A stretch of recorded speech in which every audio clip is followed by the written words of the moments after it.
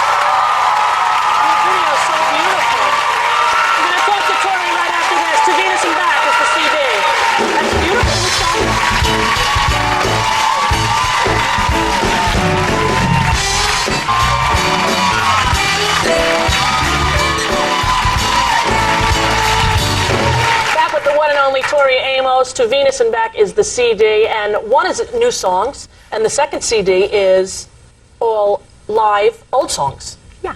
Which is great. I love it. How'd you come up with the name, To Venus and Back? I was having a really good bottle of Corton Charlemagne with two of my girlfriends. What exactly is Corton Charlemagne? Corton Charlemagne, it's a really good wine. It is, white or red? It's white. White. Corton Charlemagne. It's very good. Somebody jot that down for me. Good. I usually order Martini and Rossi Asti Spumante. Is it similar at all? Is it? No. No, okay. No. So you were drinking wine. Yeah, with my girlfriend. Yeah. And I came up with the to and back bit. And they came up with the Venus part. And one of them said, you'd go to Venus if you could. And I said, wherever that is, I definitely would go there, yeah. Right, and back home. And back, yeah. Yeah. People often are struck by the lyrics that you write. They're so poetic, and people try to decipher them and find out what they mean. Do you find that enjoyable, that people are sitting down trying to dissect what the meaning is? Well, I think sometimes people will come up to me and say, you know, you have no idea what this song is about. And I'm like, fair enough. You know, you have your own take on it. Right. I'm open to that. Right. See, I think that too. When your first record, when I was listening to it, I felt like I was your best friend. I'm like, I know exactly what she means here. I know exactly what that. In fact, I told you this in private. I've used your lyrics in therapy. That's good. It's helpful. So have I. Really? When the shrink goes, what are you feeling? I go, you know that song, Cornflake Girl? Thought it was a great solution, hanging with the Raisin Girls. And the therapist is like, what? Give me $800 and get out of here, you know. But it's very helpful. And you always did poetry before you even were a singer. Is that true? Actually, no. It's not true. No, I mean, the music always came first, and then the words sort of, I have to really hunt them down. Some people think that I make absolutely no sense at all, so. No, to me it makes a lot of sense. I hear you almost got arrested. Oh, I did get arrested. You did. Way to go, Tori. What happened? What'd you do? Well, I was in Germany. Uh-huh. This was a few years ago. Oh, I thought it was just recently. No. This was years and years and years ago. Well, then do tell. In my 20s. In your youth. Go ahead. What happened? Well, I was at the border with one of my friends, and we had just come from... Did you have any coton sautoton? No, we would have been okay if we would have. Right. See, we had other stuff. Because we had been in Amsterdam. Look, we've been in Amsterdam. Ixnay on that pay. Go ahead. That's what you do. So you were in Germany with We some... were in Germany with my friend Amy. Uh-huh. And Amy put some pot in her boot. Amy should not be doing that. Now check this out. So we come back over the Aachen border, right? We're at the Aachen border. Did you ever see Midnight Express? Yes. What were you thinking? I didn't, but I didn't have any in my boot, and I thought I was going to Amy, really chuck it out at the Belgian border. You know the Belgian fries, it's fine. They're better, they're nicer. Oh, sure. So we were fine at Belgium, then we got to Aachen, and I said, I don't feel good about this, Amy. And she said, you know, you're just a worrywart, which I am, I'm a worrywart.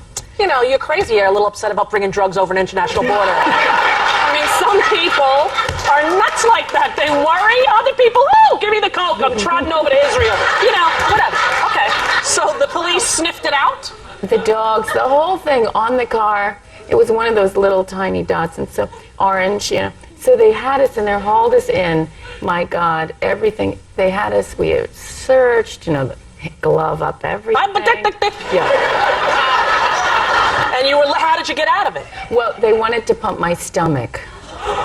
Because they thought you had swallowed the goods? Yeah. And so they were about to pump my stomach. He goes, what do you do? I said, well, I sing a bit. And he said, well, where do you sing? I said, I thought about it. He had a tape, one of those cassette tapes of Phil Collins.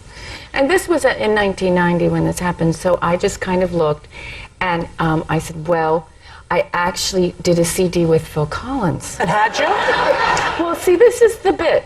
I hadn't, but Atlantic had included me on a sampler when he'd done Buster, you know, to try and help break me during my rock chick years. Yeah. So they included one of my songs on the Phil Collins sampler. So in truth... You weren't actually lying. I wasn't. I was included on his sampler. I did a thing on his CD. So did you break out a couple bars of Susudio? No, they took the pin light. Yeah. They went into my pupils, pushed me up against the wall, and said, say it again. I said, I was on a CD with Phil Collins. Right. And he goes, you're not lying. I said, And they didn't pump my stomach. And they let you go. Well, that'll teach you a good lesson. Don't bring drugs over any borders, all right, Tori? No, end up on a Phil Collins sampler, you'll be all right. Oh, there you go. Everyone takes a moral a different way. Tori, you're delightful as always, although the drug stories we could do without. But still, To Venus and Back is the CD. Don't buy it. We'll be right back after this.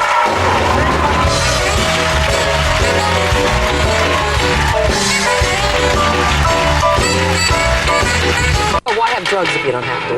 Yeah, epidural was not a drug. What do you mean? Weren't you? It just paralyzes you from the waist down. You know, last night I was having a Stouffer's Lean Cuisine thinking, I wonder what Neil Simon Theater, and the outcome was this live in concert CD. I absolutely